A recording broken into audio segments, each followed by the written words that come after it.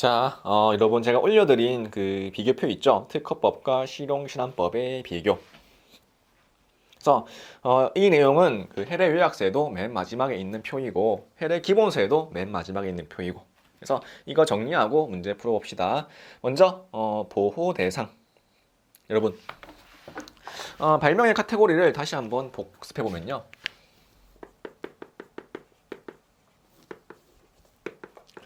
이제 물건과 방법으로 나눌 수 있었고, 그다음에 이 물건 같은 경우에는 협의에 물건 발명과 그다음에 물질 발명, 방법 같은 경우에는 단순 방법과 제조 방법이 있었죠. 이때 협의의 물건 발명은 물품성 있는 정해진 형상, 구조, 조합에 관한 물건을 의미하고 실용시장법상 보호대상인 고안은 오로지 협의의 물건 발명만 될 수 있다. 나머지 뭐 물질, 단순 방법, 제조 방법 이러한 것들은 고안의 대상이 될 수 없었습니다. 그래서 특허는 이 모든 걸 보호하지만 실용시장은 오로지 이것만 보호하다 보니까 그 보호 대상, 보호 범위에서 차이가 발생하고 이에 따라서 법리상 차이도 조금씩 발생하게 되는 거죠. 그래서 보호 대상, 발명은 물건, 방법, 물질, 용도 다 포함하는데 실용실험법은 물품의 형상, 구조, 조합에 관한 고안이다. 따라서 방법 또는 물질은 보호할 수 없다. 이때 이제 성립 요건. 그래서 특허법은 자기 창고죠. 자연 법칙을 이용한 기술적 사상의 창작으로 고도한 것. 반면 고안은 자기 창, 자연 법칙을 이용한 기술적 사상의 창작이더라. 그래서 고도성이 빠져있다 보니까 그 진보성 판단 기준이 살짝 달라진다. 특허는 이제 용의를 넘어서야지 진보성이 인정되는데 실용실화는 극히 용의를 넘어서면은 진보성이 인정되었죠. 다음에 도면의 제출 같은 경우에는 특허법은 필요한 경우에 하나요. 필요한 도면을 첨부하는 것인데 실용신안법은요. 반드시 도면을 첨부해야 되고 만약에 도면을 첨부하지 않고 실용신안 등록 출원을 한 경우에는 해당 출원은 불수리, 즉 반려됩니다. 그래서 체크하시고 그다음에 부등록 사유. 그래서 공소양속을 어긋나게 하거나 공중의 위생을 해할 염려가 있는 것은 어떤 법이 공통되는데 다만 실용신안법은 한 개 더 추가돼요. 국기 또는 훈장과 동일하거나 유사한 고안. 그래서 이 부분도 좀 체크를 하시고. 다음에 이제 국제 출원 같은 경우에 국제 특허 출원의 경우 도면은 필요한 경우에 하나여 첨부하는데 근데 실용신안 같은 경우에 국제 실용신안 등록 출원의 경우 도면 미첨부 시 출원 무효 가능한다. 자, 무효 가능하다. 이거 좀 체크하시고요. 취하 간주가 아니라 무효로 할 수 있다. 그다음에 심사 청구 기간은 둘 다 이제 출원일로 3년까지. 그다음에 우선 심사 대상 비교. 그래서 지금 특허법에 칸에 있는 거는 오로지 특허법의 우선 심사 사유만 해당하는 부분이고 실용신안법에 칸에 있는 우선 심사 사유는 오로지 실용신안법에만 있는 우선 심사 사유입니다. 나머지는 다 공통돼요. 그래서 보시면은 이제 뭐 특허는 녹색 기술과 직접 관련, 그다음에 인공지능 또는 사물 인터넷 등 4차 산업혁명, 그다음에 지재처가 국제조사기관으로서 국제조사를 수행한 국제특허출원, 지재처장이 외국 특허청장과 우선 심사기로 합의한 특허출원. 네, 실용신안법은 공해 방지에 유용한 실용신안 등록 출원이죠. 다음에 존속기간, 특허법은 출원일로 20년까지, 실용신안은 출원일로 10년까지였습니다. 다음에 존속기간 연장 등록. 그래서 특허는 등록 지연과 허가 등에 따른 존속기간 연장 등록 출원이 다 있는데 근데 여러분 이 허가 등에 따른 존속기간 연장 등록 출원은 이 물질 계열, 의약 발명을 보호하기 위한 제도이죠. 따라서 실용실현은 이거를 보호하지 않기 때문에 허가 등에 따른 존속기간 연장 등록 출원 제도가 없다. 오로지 등록 지연만 있다. 그다음에 효력 범위 제한. 그래서 연통 물약이죠. 연통 물약 96조 연통 물약. 근데 이 약이라는 것에 약사법에 따라서 이제 그 의약을 조제하는 행위에 대해서 실용신안은 애초에 약을 보호하지 않기 때문에 물질 계열이니까 따라서 이 효력 제한 규정은 없다 이거죠. 그렇고요. 그다음에 간접 침해. 그래서 특허는 이제 물건과 방법 전부에 대해서 간접 침해가 적용되는데 근데 실용신안은 이 방법을 보호하지 않다 보니까 오로지 물건에 대해서만 간접 침해가 적용된다. 그다음에 생산 방법의 추정. 실용신안법 같은 경우에는 방법을 보호하지 않다 보니까 생산 방법의 추정도 없다. 그다음에 침해죄는 둘 다 반의사 불벌죄이고요. 그다음에 몰수. 그래서 몰수 규정 보시면은 특허법은 반드시 뒤에 해야 한다라고 있습니다. 해야 한다. 선고해야 한다.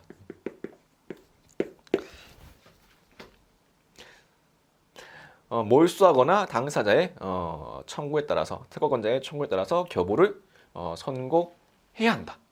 근데 실용신안은 선고할 수 있다라고 있습니다. 선고할 수 있다. 그래서 한 개는 이제 한다 기속, 한 개는 할 수 있다 계량으로 되어 있는 거. 그래서 이거는 법조문 이제 살펴보시면서 법조문의 차이만 체크하시면 됩니다. 자, 이제 한번 문제 풀고 이제 마무리하죠. 네, 여러분 이제 실용신안제도 1번부터 특허법과 실용신안법은 그 보호 대상이 다르므로 실용신안법에는 특허법을 준용하는 규정이 없는 게 아니라 대부분 규정을 준용하죠. 틀렸고요. 2번 특허법상의 발명은 자연법칙을 이용한 기술적 사상의 창작으로서 고도한 것이고 실용신안법상의 고안은 자연법칙을 이용한 기술적 사상의 창작으로 고도성을 요구하지 않으므로 특허의 대상은 모두 실용신안 등록의 대상이 되는 게 아니라 특허의 대상 중에 협의의 물건 발명만 실용신안 등록 대상이 되는 것이고 물질 발명, 그 다음에 방법계열 발명 같은 경우에는 고안이 될 수 없었습니다. 3번 실용신안은 산업상 이용할 수 있는 물품의 형상, 구조 또는 조합에 관한 고안을 그 보호 대상으로 하죠. 그래서 유제 보시면요. 1번 방법에 관한 발명은 실용신안 등록의 대상이 될 수 없고요. 2번 동식물 품종은 실용신안 등록의 대상이 될 수 없고요. 3번 다리가 손상된 동물의 세포를 복원 또는 치료하는 데 사용하는 줄기세포의 경우에 신규성과 진보성이 있다더라도 실용신안 등록을 받을 수 없고요. 4번 이상의 의약을 혼합함으로써 제조되는 의약 또는 이상의 의약을 혼합하여 의약을 제조하는 방법의 경우에 실용신안 등록의 대상이 되지 않죠. 다음 4번 물질이 일정한 형상을 갖는 물품의 일부로서 다른 부분과 유기적인 관련을 갖고 일정한 효과를 이루는 경우에는 물질이 포함된 물품은 실용신안 등록의 대상이 될 수 있다. 예컨대 모래시계나 물시계 안에 물질이 들어있다더라도 전체로서 물품의 형상 구조 조합이기 때문에 실용신안 등록의 대상인 고안이 될 수 있습니다. 그래서 모래시계로 떠올리면 되시고요. 다음 이제 5번 핵산염기 서열 또는 아미노산 서열을 포함한 실용신안 등록 출원을 하려는 자는 서열 목록을 첨부한 명세서를 지식재산처장에게 제출해야 한다. 그래서 옳은 질문이고요. 근데 많은 분들이 질문하시는 게 어떻게 핵산염기 서열 또는 아미노산 서열이 고안이 될 수 있느냐 이제 물어보시는 분들이 되게 많았어요. 근데 여러분 이 자체가 고안이 되는 게 아니라 고안의 일부 구성이에요. 일부 구성. 예컨대 여러분 이 질병 진단 키트 같은 경우에 그 자체로서는 협의의 물건 발명이죠. 왜냐 키트니까. 근데 이 질병 진단 키트의 구성 일부로서 이 핵산 염기 서열 또는 아미노산 서열이 포함되는 거예요. 그래서 이 부분을 제출해 줘야 되는 겁니다. 그래서 그렇게 이해하시면 되고요. 다음 6번 실용신안 등록의 대상이 되는 것은 그래서 물품의 형상 구조 조합. 그래서 방법 안 되죠. 음료수, 물질이니까 안 되죠. 톱니바퀴 형상 되겠네요. 공구의 제조 방법이니까 안 되고요. 의약품, 물질 발명이죠. 정답은 3번. 7번 다음 중 실용신안 등록의 대상이 될 수 있는 것은 1번 강해물을 취수하는 방법에 있어서 방법이니까 안 되겠죠. 2번 위험을 감지하는 것. 여러분 이건 이제 기능인데 물품의 형상 구조 조합이 아니죠. 그래서 틀렸고 2번도. 3번 불포와 카르복실산 및 그 유도체에 의해서 편성된 에틸렌 공중합체 5에서 75 중량 %, 무기 충전재 20에서 85 중량 %로 이루어지는 카페트 제조용 조성물. 그래서 물질 발명이죠. 안 되고요. 4번 나사 체계기에 나사 통과 센서 부착 압송 시퀀스에 있어서 압송 시간의 설정과 나사 압송용 공급기에 나사 세퍼레이트 시간을 확보하는 시퀀스를 갖는 것을 특징으로 하는 압송 시퀀스. 이것도 방법처럼 보이죠. 일단 세모 치시고요. 5번 반도체 패키지 소켓에 있어서 블라블라블라 마지막 읽어보시면 반도체 패키지 소켓. 그래서 물품의 형상 구조 조합이니까 5번이 정답이 되겠습니다. 다음 8번. 실용신안 등록 출원 전 공지로 인한 신규성 상시 사유도 국제주의를 채택하고 있다. 그래서 제 공지의 범위는 국내외를 전부 다 포함하죠. 그래서 국제주의였고요. 9번. 신규성이 없는 고안에는 공지되었거나 공연이 실시된 고안과 동일한 것뿐만 아니라 그러한 고안과 매우 비슷하여 특별히 새로운 고안이라고 볼 수 없는 것도, 즉 실질적으로 동일한 고안이죠. 이것도 해당되겠습니다. 다음 10번. 특허법과 실용신안법은 모두 진보성을 요구하는 규정을 두고 있다는 점에서 같지만 그 진보성의 정도가 달랐죠. 11번. 고안의 진보성 판단에는 공지의 기술보다 나은 증대한 실용적 가치가 있는 정도의 작용효과를 요구할 뿐이며 발명에서와 같이 고도의 기술적 사상의 창작이나 현저한 작용효과를 요구하는 것이 아니었습니다. 그래서 극히 용이만 넘어선다면 진보성이 인정되었다.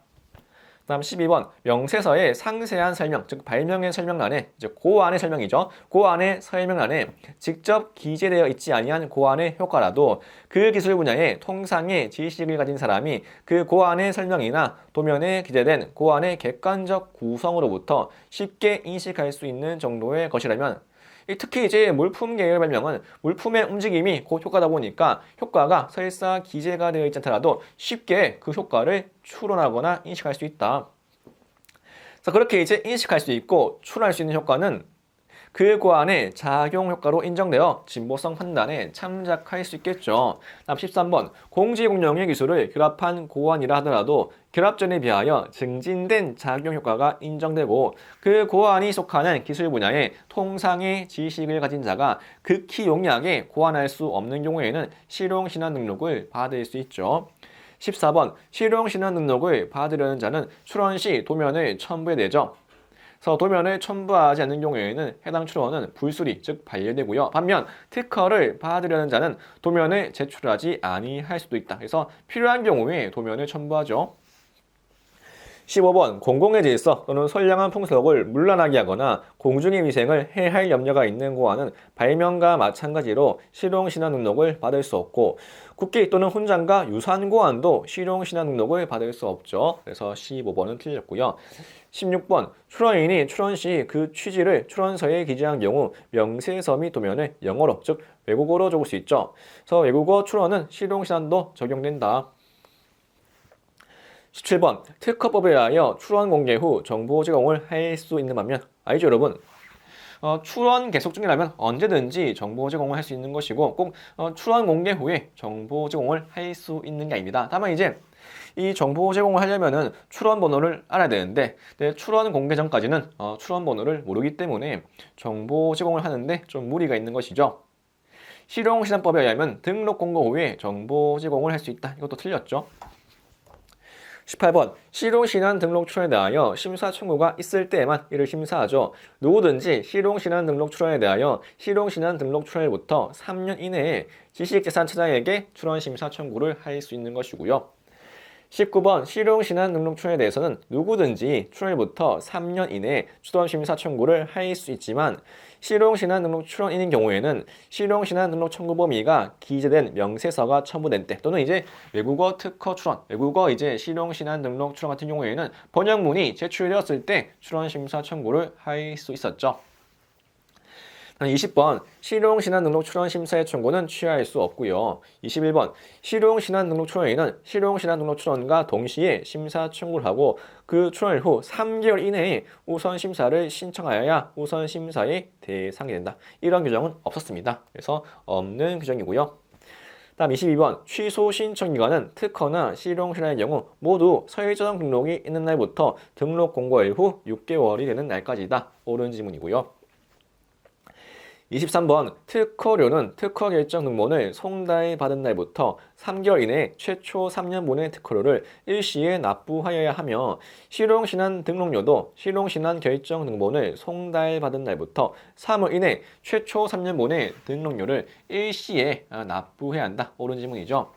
24번 국제실용신안 등록 출원의 경우 보정기간에 국어 번역문을 정정할 수 있는 기회가 인정되고 있다. 그래서 보정 가능 기간에 국제특허 출원이든 국제실용신안 등록 출원이든 국어 번역문을 정정할 수 있다. 25번 특허 협력 조약에 의한 국제 출원 시 특허 출원에 따른 도면의 설명 부분에 대한 국어 번역문을 제출하지 아니한 경우 도면의 설명 부분에 대한 기재가 없었던 것으로 보죠. 실용신안 등록 출원 시 도면을 포함하지 아니한 경우 출원인은 기준일까지 이를 제출해야 하고 기준일까지 도면을 제출하지 아니한 때에는 특허 정장, 즉 지식재산처장이 정한 기간 내 도면을 제출할 수 있는데 그럼에도 도면을 제출하지 않은 경우에 해당 국제 출원은 무효로 할 수 있었죠. 그래서 무효로 할 수 있는 거 여러분들께서 잘 체크하셔야 되고요. 다음 26번 실용신안건의 존속기간은 실용신안건의 서의정 등록을 한 날부터 실용신안 등록 출원 후 10년이 되는 날까지며 특허법에서와 같은 존속기간 연장 등록 제도가 있죠. 그래서 허가 등에 따른 존속기간 연장 등록 제도는 없고 등록 지연에 따른 존속기간 연장 등록 제도가 있었죠. 다음 27번 실용신안 등록 출원에 대하여 실용신안 등록 출원일부터 4년 또는 출원심사 청구일부터 3년 중 늦은 날보다 지연되어 실용신안건의 서의정 등록이 이루어진 경우에 그 지연된 기간만큼 해당 실용신안건의 존속기간을 연장할 수 있다. 그래서 등록 지연에 따른 존속기간 연장 등록 출원이고요. 28번 등록 실용신안을 실시하기 위해서 다른 법령의 규정에 의하여 허가를 받거나 등록을 받아야 하는 경우라도 실용신안건의 존속기간을 연장할 수 있는 경우는 없다. 왜냐? 이제 허가가 필요한 경우에는 의약품 발명 또는 농약 발명으로서 물질 계열 발명인데 실용신안법은 물질을 보호하지 않는다. 따라서 허가 등에 따른 존속기간 연장 등록 출원 제도가 없다. 29번 실용신안건의 효력은 연구 또는 시험을 하기 위한 등록 실용신안의 실시에 해당하는 사항에는 미치지 않는 것인데 근데 괄호정이요. 약사법에 따른 의약품의 품목허가, 품목신고 및 농약관리법에 따른 농약의 등록을 위한 연구 또는 시험을 포함한다. 이건요 오로지 특허법에만 있는 규정이고 실용신안법에는 없겠죠. 왜냐? 실용신안법은 의약품을 보호하지 않으니까 농약을 보호하지 않으니까 그래서 이 괄호경은 실용신안법에는 없습니다. 그래서 틀렸어요. 다음 30번 실용신안건 침해죄는 7년 이하의 징역 또는 1억 이하의 벌금에 처하고 피해자가 명시한 의사에 반하여 공소를 제기할 수 없다. 그래서 반의사 불벌죄였다. 다음 31번 고어는 기술적 진보 또는 발명의 고도성 기준에 달하지 못한 작은 발명이다.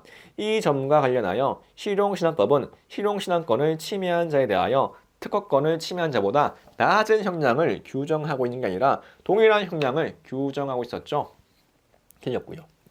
다음 32번 침해죄에 해당하는 침해행위를 조성한 물품 또는 그 침해행위로부터 생긴 물품은 몰수하거나 피해자의 청구에 따라 그 물품을 피해자에게 교부할 것을 선고할 수 있었다입니다. 특허법이 선고하여야 한다이고 이 실용신안법 같은 경우에는 선고할 수 있었다. 그래서 틀렸고요. 33번 실용신안법상 전문심리위원 또는 전문심리위원이었던 자가 그 직무수행 중 알게된 다른 사람의 비밀을 누설하는 경우에는 2년 이하의 징역이나 금고 또는 1천만 원 이하의 벌금에 처한다. 이게 이제 특허법상으로는 맞는 지문인데요. 근데 실용신안법에는 이 전문심리위원에 대한 비밀누설죄가 규정이 안 되어 있다고 했었죠. 그래서 입법 불비로 보이는데 근데 죄형 법정주의 원칙상 일단 죄가 법에 규정이 안 돼 있으면 처벌할 수가 없다. 그래서 해당 행위에 대해서 처벌할 수 없는 문제가 있습니다. 참고하시고요. 34번 실용신안법에서의 간접침해는 등록 실용신안에 관한 물품의 생산에만 사용하는 물건의 경우에 적용된다. 그래서 이게 이제 전용품이죠. 자, 네. 여러분 그동안 긴 강의 듣느라 고생하셨고요. 이제 앞으로 어떻게 특허법 공부를 해야 되는가에 대해서 제가 설명을 해드릴게요. 여러분 한번 객관식 강의를 봐보니까 기본 이론이 잘 정리가 되어 있는 경우에 이제 90% 이상의 문제는 쉽게 풀렸죠. 한번 기본 이론부터 정리하고 난 다음에 문제를 풀어보니까 그렇게 어려운 문제가 많지 않았을 겁니다. 맞죠? 나머지 10%가 내용 자체가 어렵거나 또는 조문 같은 경우에 틀린 글자 찾기, 뭐 해야 한다 할 수 있다 또는 주체 변경 이런 것들, 그 다음에 복잡한 사례형 이었을 거예요. 즉 나머지 90% 내용은 그냥 기본 이론만 잘 정리가 되어 있으면 쉽게 OX를 갈 수 있다. 여러분 예컨대 의료행위의 산업상 이용 같은 경우에 산업상 이용가능성이 부정되어서 특허를 받을 수 없다. 이거 시험용까지 절대 안 까먹겠죠. 이런 내용 여러분들께서 굳이 기본서도 보고 객관식도 볼 필요가 없는 거예요. 그냥 한 개만 보면 되는 거예요. 이런 거는. 그럼 어떻게 한 개만 볼 수 있게 하냐? 단권화를 하셔야 합니다. 그래서 제 여러분들께서 보시는 교재가 기본서 또는 이제 요약서겠죠. 플러스 조문 노트 플러스 이제 객관식인데요. 자, 여러분들께서 이제 객관식을 풀면서 지문 옆에다가 맞은 거는 O, 그다음에 좀 헷갈렸던 거는 뭐 물음표나 세모 또는 이제 틀린 거는 이렇게 짝대기를 표시를 해놨을 거예요. 안 하신 분들은 이제 이해도부터 그렇게 하시고요. 자, 이때 O 지문을요 기본서에 체크를 한 겁니다. 그래서 굳이 O 지문을요 객관식을 통해서 다시 풀 필요가 없게끔 기본서에 전부 다 체크를 해두는 거예요. 이런 것들 내가 나중에 봐도 안 까먹겠다 싶은 것들 전부 다 기본서에 체크를 해놓는 거예요. 그리고 이제 객관식은 나머지 10% 이 물음표와 짝대기 위주로 보는 거죠. 그래서 처음에 여러분 이제 기본서랑 객관식의 비중이 아마 한 4대 6 정도 됐을 거예요. 그래서 객관식 푸는데 좀 상당 시간을 투자하셨을 건데 이게 나중에는요 기본서 9, 객관식 1이 돼야 합니다. 그래서 1은요 딱 이거 중심으로 물음표와 짝대기 중심으로 나머지 이제 90%의 기본 이론만 정리하면 풀 수 있는 지문들은 전부 다 이런 보시는 책에다가 단권화한다. 근데 처음부터 이렇게 하면 되게 불안하거든요. 그래서 어떻게 할 것인가? 그래서 이제 1회독 할 때 여러분 이제 지문 옆에다가 뭐 O, 뭐 세모, 짝대기 표시지 않습니까? 그럼 2회독 때는요 O를 보지 마세요. 그래서 세모랑 짝대기만 보세요. 기본서를 더 꼼꼼히 보시고 3회독도요 세모랑 짝대기만 보십시오. 그 다음에 4회독부터 리셋. 그래서 4회독 때는요 다시 한번 모든 지문을 보시고 다시 새롭게 O, 다음에 세모, 다음에 짝대기를 한번 체크해 보십시오. 그리고 이제 5회독과 6회독 때는 이렇게 다시 세모랑 짝대기 모시고 그래서 3회독 주기로서 이렇게 계속 반복을 해보시는 거예요. 다시 이제 7회독 때에는 다시 한번 모든 지문을 체크해보면서 다시 O, 세모, 짝대기 칠해하고 맞죠? 그러다가 이제 시험 전에 내가 자신감이 붙었을 때 더 이상 이 지문은 틀리지 않겠다라는 자신이 생겼을 때 이제 O 지문은 과감하게 생각하시고 이제 기본서 중심으로 학습하시면서 객관식은 세모랑 짝대기만 보시면 되는 거예요. 이렇게 해서 이제 기본서와 객관식을 시험 전에 9대 1로 맞추는 겁니다. 법은요 전부 다 이렇게 하시는 게 좋아요. 이게 민법 또는 상표법, 디자인법도 마찬가지입니다. 자, 그래서 이렇게 해 나가시고 한편 조문 노트 정말 중요하다고 했죠. 제가 반드시 이제 암기해야 한다. 시험 전까지 특상 조문 전부 다 암기가 돼 있으셔야지 여러분들께서 시험에 붙을 수 있어요. 그래서 특상이 시험 전에 암기가 되어 있지 않은 경우에는 시험에 붙을 수 없다. 제가 강력하게 말씀드립니다. 반대로 시험 전에 이 특상 조문이 암기가 되어 있으면 여러분들께서 붙을 실력이 되었다 라고 자신감을 가지시면 되겠습니다. 자, 그래서 이와 같은 방식으로 여러분들께서 공부를 해 나가시면 되겠습니다. 그래서 되게 심플해요.